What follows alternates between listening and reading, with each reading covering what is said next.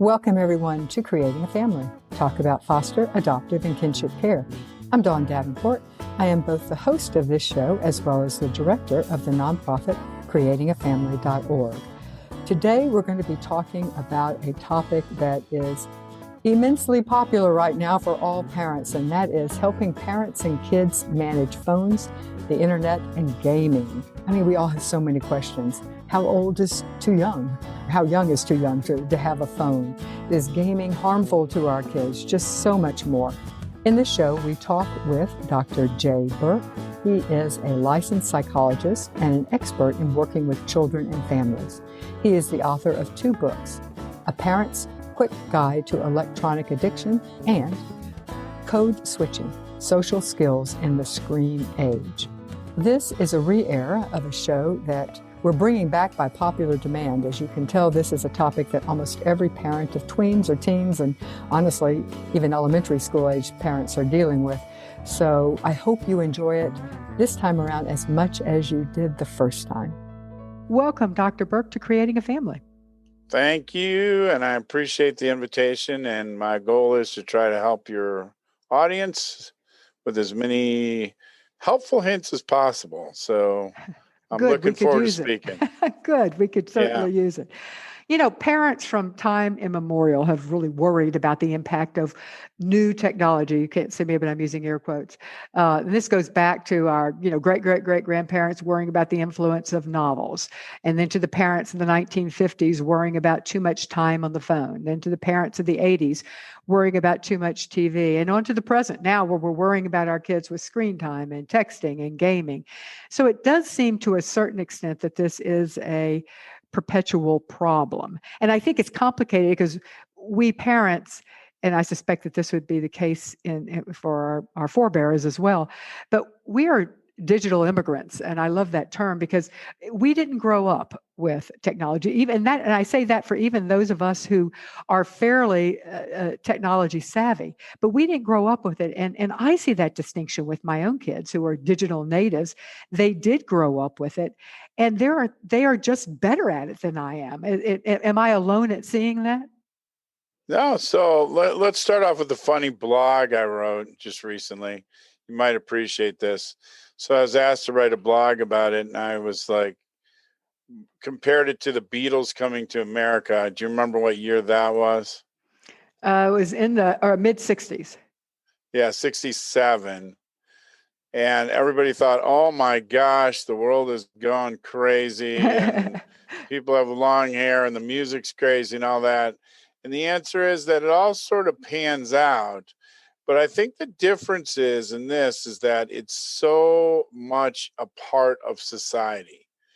You know, kids are asking for phones earlier, and parents, when we were kids, it depends on your age, but 100 years ago when I was a kid, there was one phone in the house. It was in the kitchen. Mm-hmm. With a long cord, very long cord. Get around the wall so Mm-hmm. that your parents couldn't hear you talking to your friends. Yep. And now one of the things is that parents don't know their kids' friends. They don't know their kids' friends' parents. They don't know any of that info. And so I think that that's a big part of it. And when you say this, kids being digital natives, they know a lot more things about the technology. So funny story, just briefly. So I was running a Zoom group the other day, and I was having trouble with kids sending inappropriate kind of texts to each other because they can send them. And then one of the kids who was 8 showed me how to shut off the Zoom system where the kid could actually chat.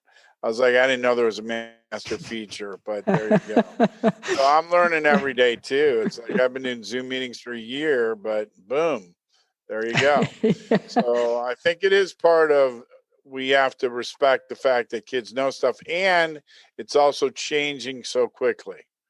Yes. Because the platforms change, the technology changes, and it's a continuous movement that's occurring.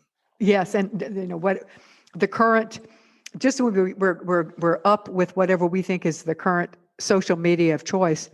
As soon as parents find out about it, it changes, and that may be in part because we find out about it. Yeah. So the example I use is like if you're using Facebook, you're old. No, none of the kids use Facebook, and it keeps switching. And now, even Discord, which is started off as a server for gamers, is now a place where even families have sort of invaded, where people are Discord message and things like that. So it's changing. So I recommend parents really know what your kids are doing, keep up on the technology, because it's only going to keep evolving faster. And that's just a part of the game plan. So how do parents keep up with what's current and what's happening, and quite frankly, what their own kids are onto? Well, the easiest part, I know this sounds bizarre, but the easiest part to start with is by spending some time and letting your kid teach you about what they're doing and seeing what games are they playing, listening to what they're talking about. And also be aware of there are guides and there are ratings for games and things like that. And they're there for a reason. Now, the biggest thing that parents face, because if you're a parent out there and you're listening to this podcast, you're going to hear this. You may set a limit, say your kid's 9 and they want to play Fortnite. And the answer is no. And they go, well, all my friends play Fortnite. It's my only way to talk to my friends. And then if they go to their friend's house and their friend's playing Fortnite, what do they do? Mm-hmm. So another thing is being kind of in sync with the parents of your kids' friends so that there's sort of commonalities of those rules between the parents. Mm-hmm. Another thing that I always recommend for parents is, that you, especially for younger kids, you have passwords and you let kids know that you have the right to look at things. See, people often compare it to a diary, that you don't want to really read a kid's diary in the old days. But the fact is, what we're saying is we are going to have access to this information. Yeah, it's not, there's the idea of privacy is a whole different thing when we're talking about what our kids are doing online because of the danger available to them or potentially. Right. And there's a whole thing that schools should be doing, which is another whole topic that we could get off on, but I'll just be short on it, which is digital citizenship. Like if you see something, say something, what's appropriate, what isn't appropriate. Now, a lot of times kids will be on the server and they'll be playing a game like Roadblocks, and people will try to lure them off Roadblocks onto an alternative server.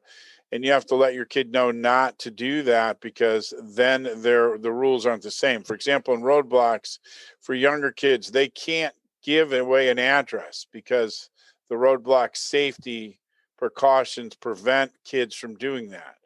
But off another server, they do. I've had kids where somebody wants them to send a picture of their house. Well, if you go on Google Images, you can find that house anywhere in the world. So a lot of that technology can be a good thing or a bad thing. It also has a tag in the picture about where it was taken. So it's educating your kids about those kind of things.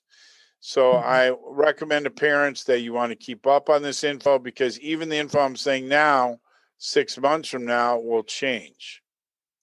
Are there specific resources that you recommend that parents use to keep up with what's happening? What are the current rules? How are they changing? What are the hip places that kids are going and that type of thing?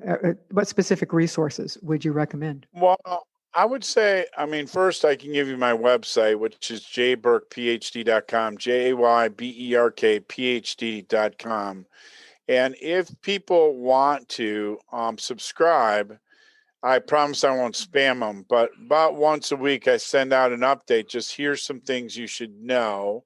There's also some podcasts and articles on there that people can resource. The schools that kids go to sometimes are doing informational nights, which I think is good. The National Institute of Health puts out information, and there are a lot of credible sources online if you're looking. But even there are some YouTube videos that people put. So if you're not sure, like, what is Discord, you can hop on a YouTube video that will explain to you as a parent what is Discord. Okay. Let me stop here for a moment to tell you about a new educational resource.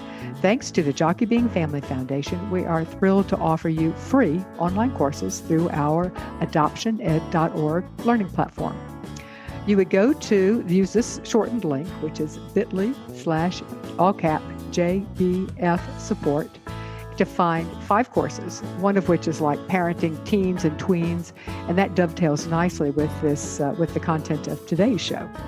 It's a practical approach to parenting during adolescence. And there are 4 other courses on that bit.ly link, bit.ly/JBF support, all cap, that you can get that will help you in your parenting. Each course is free when you use the coupon code JBF support at checkout. And that's all cap too. So the code is JBF support, all cap. All right, excellent. Now let's hit some general best practices. And I want to do that by age of the child, because I think that's probably one of the better ways to set boundaries between what is okay and what is not okay. So let's start with elementary age kids. And as you pointed out earlier, things that in years past that we would never consider for 8, 9, or even 10-year-old now are considered common. So what are some of the general best practices for children who are in elementary school? Let's start with the one you mentioned, cell phones. Every 8-year-old I know is begging for one. So, and according to them, everyone has one. Every other 8-year-old has one. So what are some, talking about phones, what are some general guidelines that parents can use for, and what are the dangers, quite frankly, of having a phone? Maybe there aren't any. Let's kind of slide up and down that for a second. So when parents ask me this, my first question is, why does your kid need a phone? And often it comes down to, well, if they need to reach me. Okay, well, if you're 8, where are you at that there's not an adult that could reach you if you need to? So sometimes, to be honest, I think it's more the parents need to reach the kid, which I understand. There are tracking now that you can have on the phone, so you can tell when your kid got off the bus and didn't get off the bus, and maybe you're using it for those purposes. Okay, now it has become a part of the fabric of society, and I would say this for teenagers, in that if you're a teenager and you don't have a phone, even the coaches and the band leader, and they're communicating through Snapchat or something else, where kids that don't have phones are really at a loss. So I think that there are ways to introduce this. For example, there are watches now that you can set for younger kids that only call certain numbers. You can put apps on the phone that restrict this. You can put apps on the phone that you can tell anything your kid is doing. And I suggest to parents, again, a really sophisticated kid can find ways around any of those, but that there are those applications out there. So I think that for parents to be aware of that question, when you get, why does your kid need a phone? Is there a particular purpose you're trying to do? I think you're spot on. I think you're spot on that they will say, so the child can reach me, but I also think that it is security for the parent that they will be able to both track their child's whereabouts, but also be able to reach their child if they need to. I think that's actually right. True. And then, in the old days, they would call the school and the school would come get you, right? And say your mom called, she's going to be late or something. Mm-hmm. But now that's different. The other is, once the kid gets the phone, what are your rules about the phone? Where does the phone go? Who are you allowed to text? What apps are you allowed to use? There are hidden apps. There are apps that look like calculators that are actually different apps. Is the kid have to have their phone up in their room or not allowed to have it in their room where you can see it all the time? And be aware that kids can be pretty smart. Funny story, a couple of weeks ago, one of my kids had an iPad, didn't have a phone, and the mom's rule was to plug it in at night and leave it on the kitchen table. He had been doing that for weeks, and she got a call from school saying he was falling asleep in school. And here, what he's doing is plugging in the outside cover, but had the iPad in his room. So that was a pretty funny thing in a way. But again, it also is a discussion about trust with your child. Mm-hmm. So that's a real key in our discussion, is that we're trusting you, we're educating you about this, and that if you have questions, concerns, something comes up that's not right, what are you going to do? Because a lot of kids are afraid or don't know where to go or what to say or what to do. So if I'm hearing you correctly, as far as the age of introducing in specific, the technology of a phone would be somewhat dependent on does the child need the phone? And also, as a child gets older, at some point, it does become, as you point out, kind of part of the fabric, the social fabric, and for certain, but certainly by the time they're teens. Which is amazing, but totally true. Hmm. Hmm. And then, and then there's some gray area in between an 8-year-old and an 18-year-old. So each family will have to make decisions then. But then, after you allow your child to have a phone, what are some typical rules that parents need to think about? You've mentioned a couple of them. One is who they can call, who they can text, what apps they're allowed to install on the phone. That's certainly one. And then the other one that you've mentioned is time of day that the phone can be used. Yeah, when they're allowed to have it out. For example, if they're at school, are they allowed to have it or not? Some schools have rules about that. Some schools don't have rules about that. And even the ones that do, the kids are, putting it under a book and texting. Yeah. Hmm. Some other things that I would say are that are really important are having your kids say their rules to their friends so that they're not texting at 3 in the morning. Because I will have kids that will go to bed, wake up at 3 in the morning, and then start texting with friends. Or if they're playing video games, they may be playing video games with people in different time zones, which is another thing to think about. Because if they're in a different time zone, they have to be up at a certain time to connect to those people. So that's another really important rule that goes into that process. Okay. And I always talk to parents about front end loading the rules. So if you break the rules, here's what's going to happen. Okay. That way the kid's not saying you took my phone. What you're able to say, and this is a really important part as a parent, is you made a choice to not have your phone anymore. And Hmm. that's very different to eliminate the power struggle over the phone. Hmm. So are there ways to cut off the technology for the whole house as you would cut off your internet so that nobody can utilize it? But can you do that with a phone, which is using data? Well, I can tell you 100 funny stories about this, but let me give you some that are really important. One is I have parents that'll shut off the router and the kids will hop on the neighbor's router because if you ever look at your house and you look how many wirelesses you can get, and people say, well, but they're coded. Well, I have a kid who's 10 years old who can run a program to break any router code within a couple minutes. That's easy to find off the web.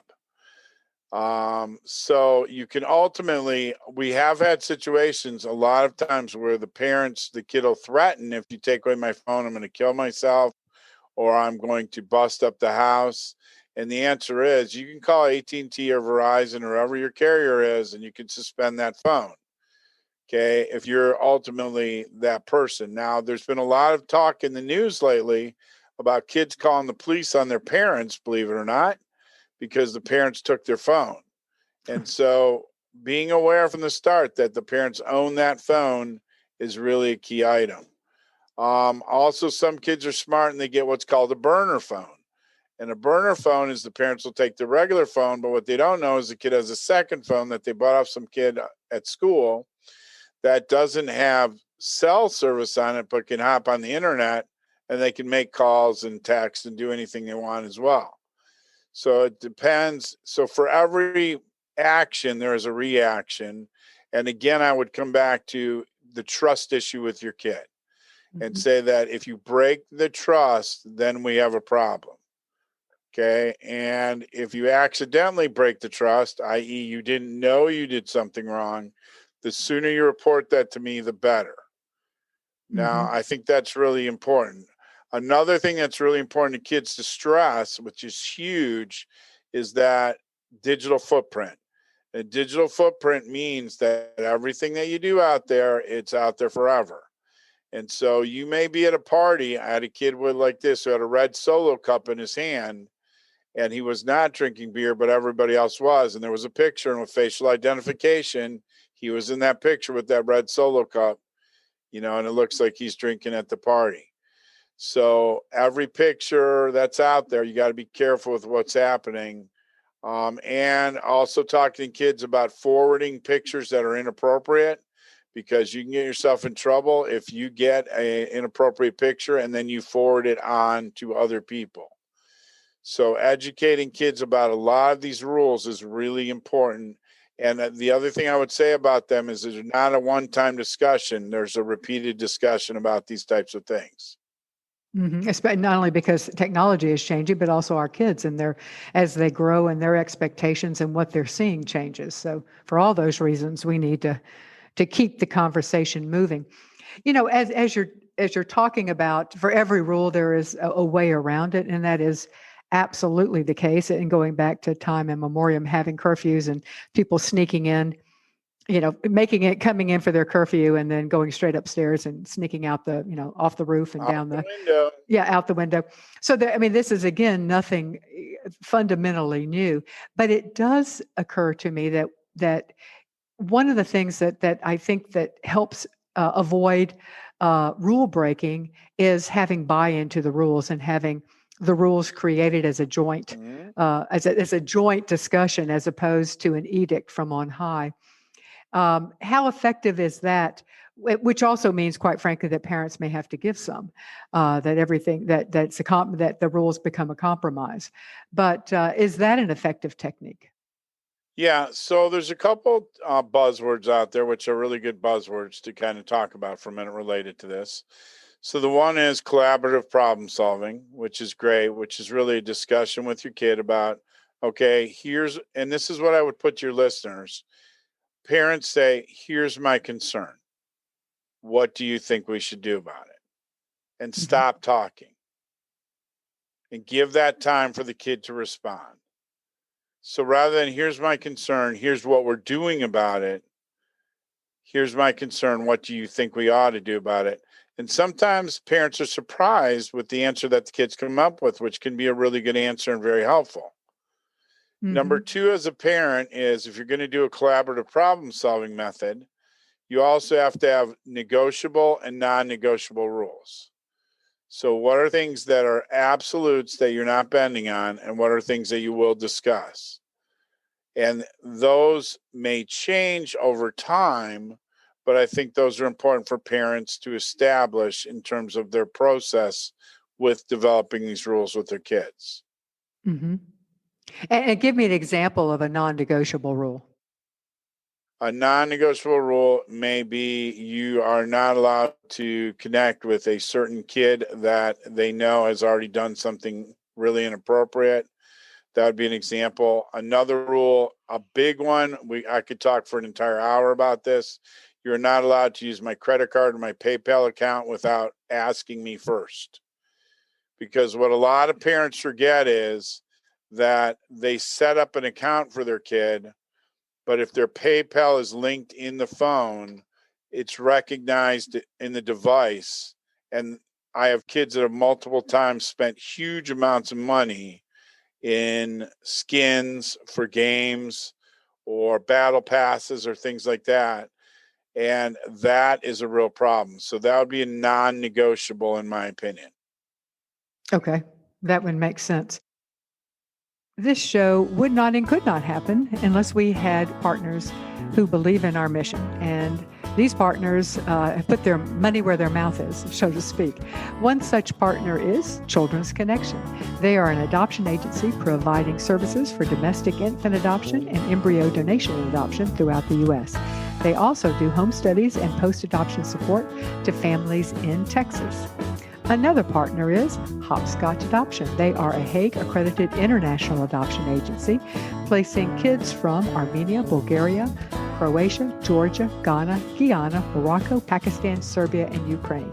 They specialize in the placement of kids with Down syndrome and other special needs, in addition to kinship adoptions. They offer home study services and post-adoption support to residents in North Carolina and New York. All right, so we've talked about phones, and you have raised a couple of times gaming, and I want to bring that up because for many families, gaming is a much bigger issue than phone use. So what are some of the Well, let's talk about what are some of what are some of the good things about online games, and what are some of the dangers that parents need to be worried about? So let's start with this. What percent of kids do you think game?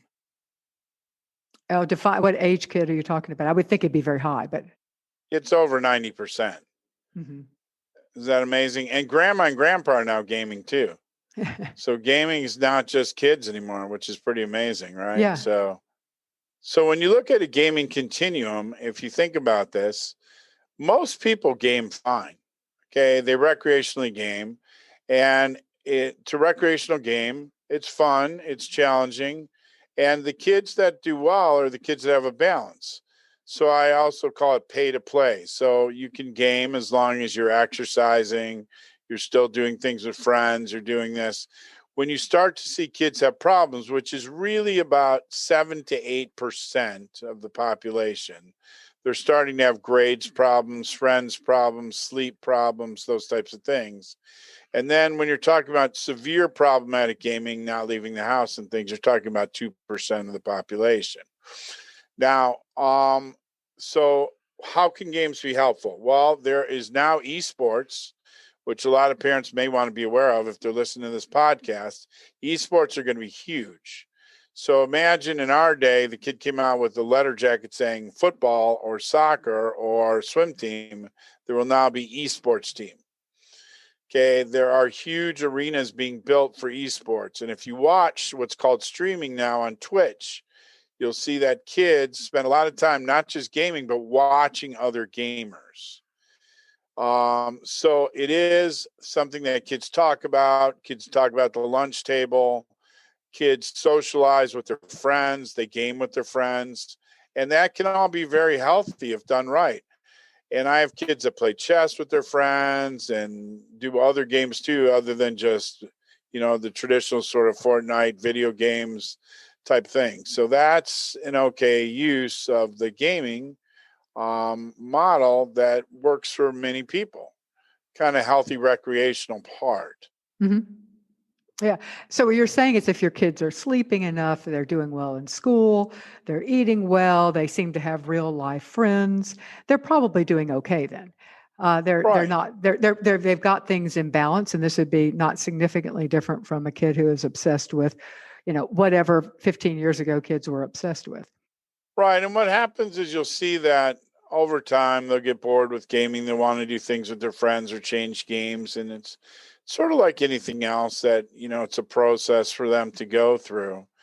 Versus if your kid is sitting in the dark, gaming all the time, losing their friends, grades are going down, you're getting calls from school. Now you've got a different problem. Now, what I call this is the reason behind the reason.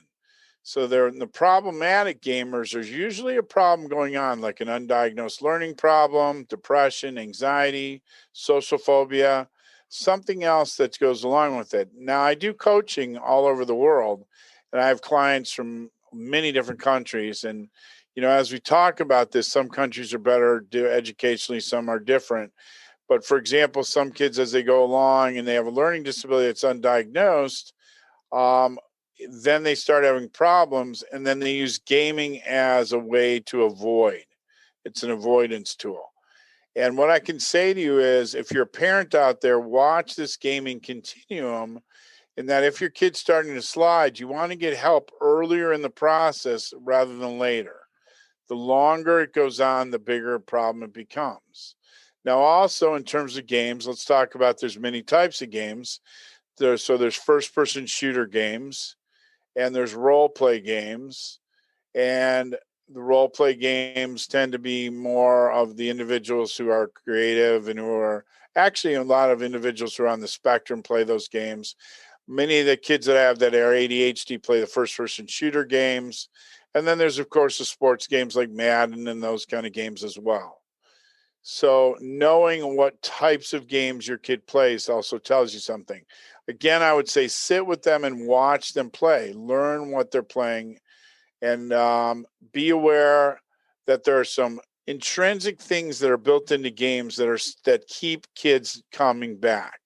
And if I could mention those for a second, that would be good if I have enough time. Sure. So one is what's called a loot box. A loot box is where you pay money and there's a mystery thing that you open up. And it's basically gambling, and it keeps kids very involved and coming back just like a slot machine. A second is what's called your skin, which is what you look like in the game.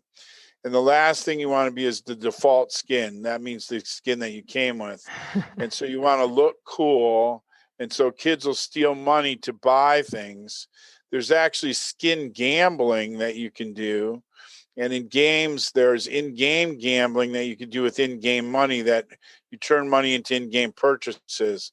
So you want to be aware of some of these things that are built into gaming nowadays. The last thing that I want to mention is, this is the biggest one parents will ask, was I tell him to get off the game and he doesn't get off. Well, the reason he doesn't get off is because if he quits in the middle of the game, he's letting down his friends and the game can ban you.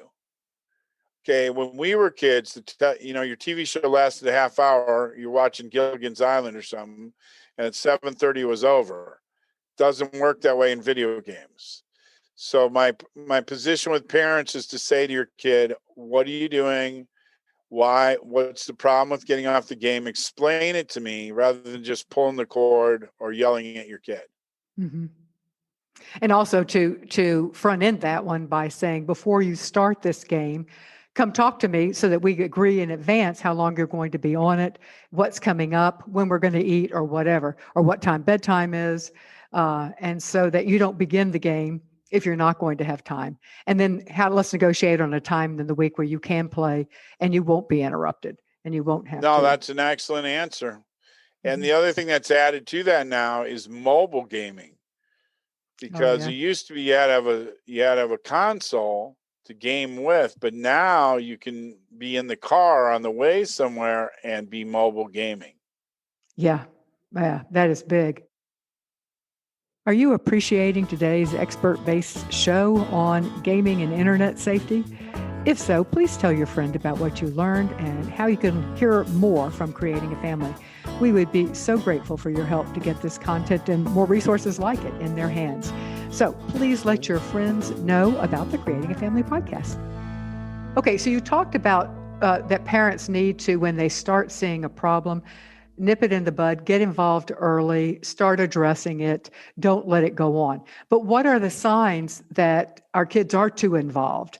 And now let's talk specifically about gaming. So what are the signs that parents should be looking for that says, all right, we need to get involved. We need to learn more. We need to get involved. We've got a potential problem. Well, I would say that for sure, if you're getting calls or emails from school or parents or other people saying there's this problem. Two, if your kids get very secretive about what they're doing, that would be another symptom that would be there.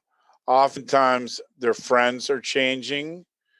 You catch them sneaking up in the middle of the night on things. That's a problem. They are kind of the same signs that you would be looking for a lot of issues, but it's a little easier to hide them in the electronic world because, for example, you don't know those kids' friends. Now, an example would be they switched to all cyber friends. They've lost all of their, what I call, terrestrial friends. Well, if your kid has no terrestrial friends anymore, something's going on. Okay, if all of a sudden they start dropping out of activities that they used to really enjoy, that would be something. If their mood is changing more than the average, for example, teenager, because teenagers argue with their parents anyhow, but their mood is changing more, that would be something to consider. And at that point, I would have the parent once again ask that open-ended question, this is what I'm seeing. I'd like to talk to you about it, and to open that discussion first. Now, also, some parents don't realize that they'll be like, well, I can't get my kid to come see a therapist or something. Sometimes you don't have to go with your kid first. Sometimes it's parents just seeking out a consult first themselves and saying, this is what I'm seeing. What should I do? And then maybe involving the kid is another thing. Also, if touching base with somebody else who knows them, a coach, the school counselor, to see, does somebody else seeing the same thing? And is there something that you should be aware of? I think those are some touch base items that would be important. Okay. Do you believe that there's a set amount of time or a range of amount of time that different age kids should be on a screen each day? So, you asked me about references and things. The World Health Organization actually put out some recommendations on that. If people go to the World Health Organization website, they'll see this. But what I believe is, here's what's really hard about that question. I get this question 15 times every day. So here's the tricky part. So the tricky part is that kids today don't have books anymore. And so they have a Chromebook. And are they on the Chromebook for school, or are they on the Chromebook on YouTube? What are they doing? Are they switching screens back and forth? Things like that. So if you're, for example, concerned about your kid and they're doing homework and you're not there, you might be checking their history to make sure what they were on and when they were on it. Because technology is so much a part of life. Now, maybe Mhm. they're just chatting with their friends. Okay. And that's where the discussion comes in. They're not gaming, they're just chatting with their friends, and it's friends that they know, and their friends are online. We used to go to friends' houses, but kids don't do that a lot, especially now during the pandemic. So it's open to that discussion about what you're doing and how much time you're doing what you're doing. Mhm. Now, there's things called a streak. I don't know if you've heard about this or not before, but a streak is how many days in a row that you're in contact with a person. And if you get streaks, you get certain items and things like that. So if the kid's like trying to push a streak, that's something different. So the parents are aware of that versus they're just chatting with their friends that they know. So I can't give you a recommendation of amount of time because it depends on what they're doing. Mhm. Mhm. And do different types of technology have different risks and different benefits? You're alluding to that, because we talk about it as being digital time, screen time, or whatever, but there's so many things that you can be doing. You could just be hanging out, you know, hanging out on social media. You can be watching YouTube. You could be playing games. You could be watching porn. All of those are online, and all of those have different risks and benefits. So how is a parent to figure out what the benefits are and what the risks are? Well, and therein lies, I don't think there's any one formula to this. Let me give you an example. One of the kids I work with, he's on the internet a lot, but what he's doing is he's watching origami videos, and he makes beautiful origami. Now, are we going to limit that? Well, not really. We're going to say we still want you hanging out with kids and doing well in school, but he is doing those things. So that's a healthy use of YouTube, right? Hmm. You can go to YouTube and learn how to do about anything nowadays, to fix your car, to fix your Yeah. electric, or whatever you want to do. So I think that it depends on what use of technology they're doing. Now, again, this is that open conversation, or checking your kid's history, or putting an app on there that tracks, a keystroke app that you can track where they're at.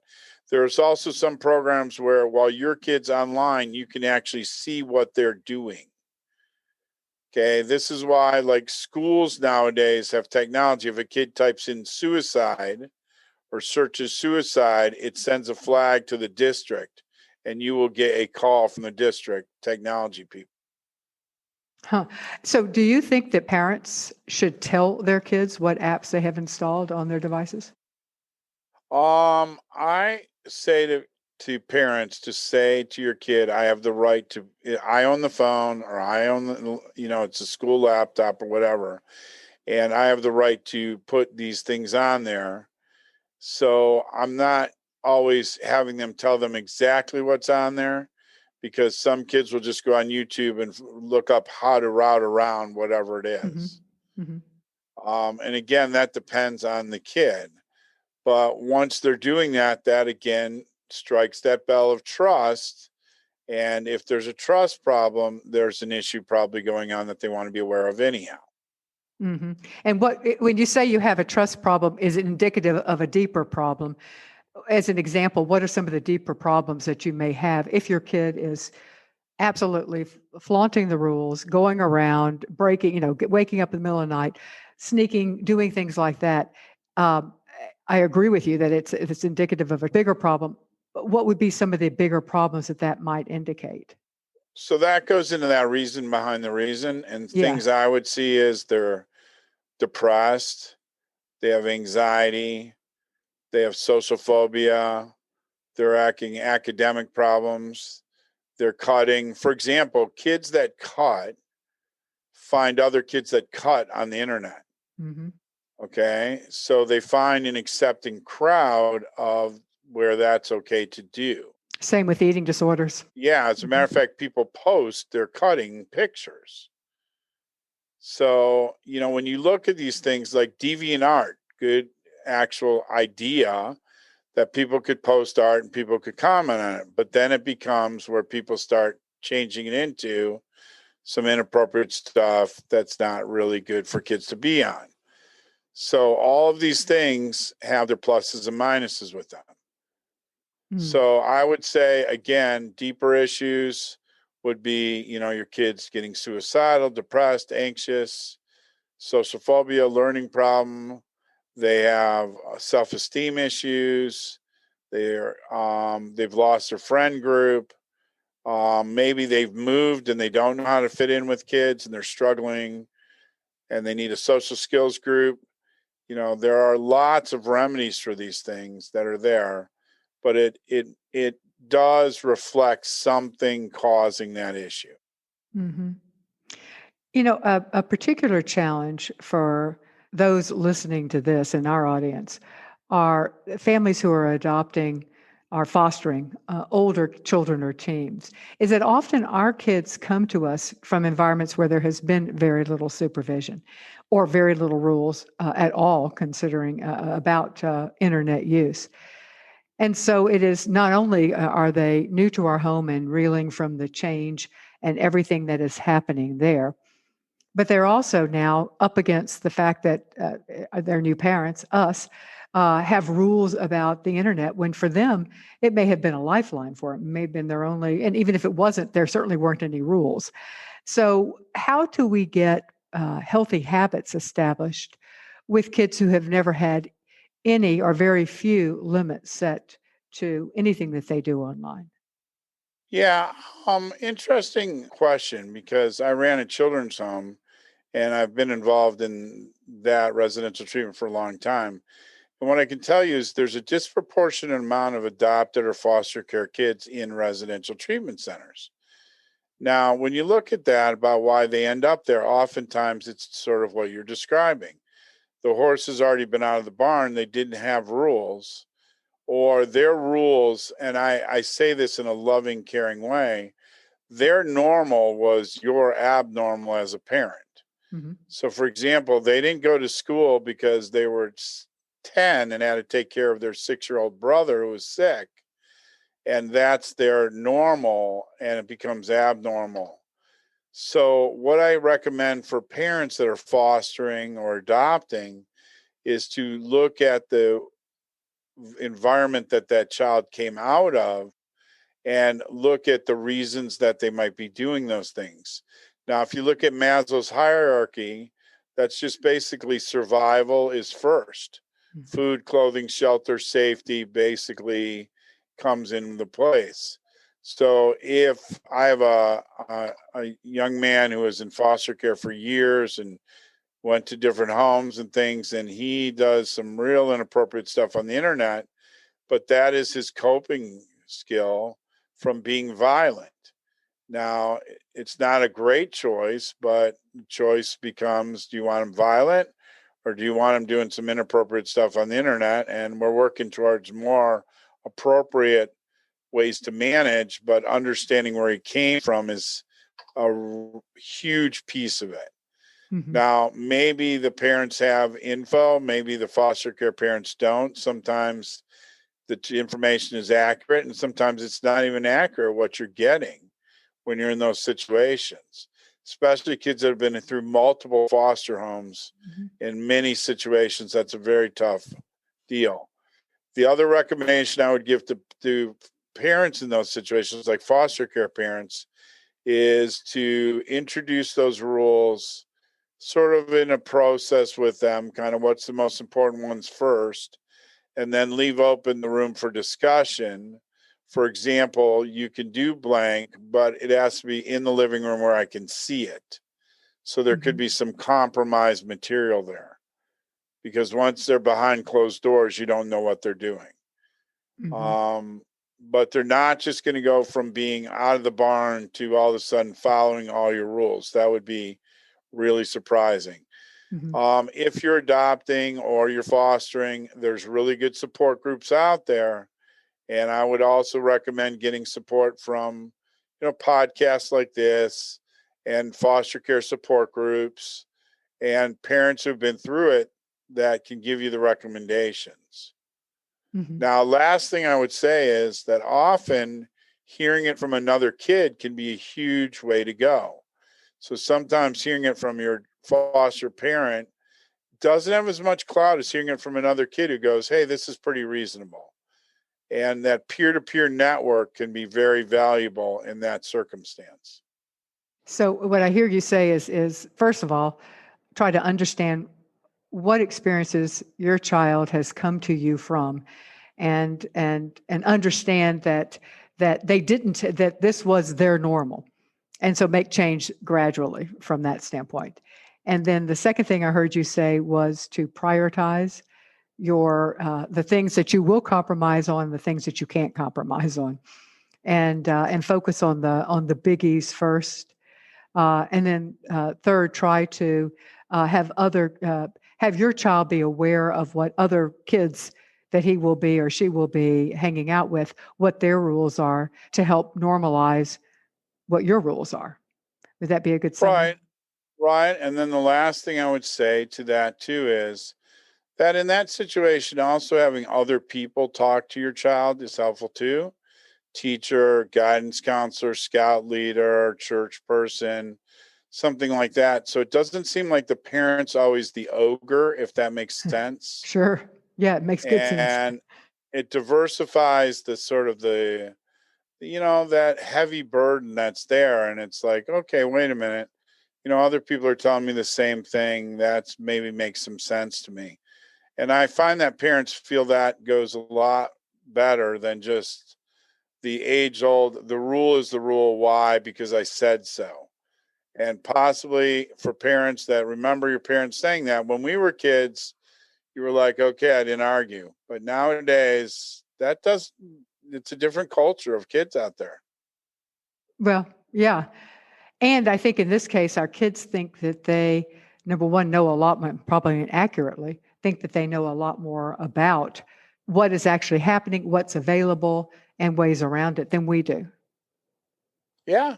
And Yeah. sometimes there's truth to that, right? Yeah. I suspect often there's truth to that. Uh, Yeah. yeah, for sure. And it's going to be constantly changing. And so just when you think you got it, it's different. Yeah. Even in gaming, remember originally gaming, the original video game was Pong, if anybody's laughing out there, if you remember Pong. But the thing about Pong is you needed 25 cents and you were standing next to the other kid in an arcade, and it was actually a social experience. But now, just think how far those things have changed in that short period of time. Oh, yeah. It's just amazing, right? Yeah, it really is. And I think that honestly, sometimes we as parents just feel overwhelmed by the how rapid things are changing, and how much we're supposed to be keeping up with things. And it just feels like, oh, let me just throw in the towel. But that's not really a luxury that we have if we've got No, but giving up kids. gets you in a bad place. But also, on the positive note, as we're kind of getting down to the end here, there are some advantages to it. Now, right now, you can give your kid a debit card that you can add money to, and you can see exactly what they're spending. And that can teach financial literacy to a kid, where you have the ability as a parent to monitor that at all times. That's actually pretty cool. If your kid's Yeah, diabetic, they can wear a device that scans their blood sugar level, and you can see it as a parent and know what it is. So, there's a lot of very positive attributes to this. And most of absolutely. it, honestly, is positive if done right. It's just the negative stuff becomes so apparent. Yeah. Now, the last thing I would say is if your kid makes any kind of threat, suicide, self-harm or something, don't take it lightly, take it seriously. Because, there are many kids, especially during the pandemic, increases suicide rates in kids. And if they make a comment, take it serious and say, if you say you're going to harm yourself, and later they will say, I was just joking or manipulating, the answer is we don't see it that way. We take anything that you say seriously. Hmm. Anything that would harm you, we take very seriously. Right. Yes. Well, thank you, Dr. Jay Burke, for being with us today to talk about helping parents and kids manage digital technology and gaming. Thank you very much. And to our audience, thank you so much for listening. We will see you next week.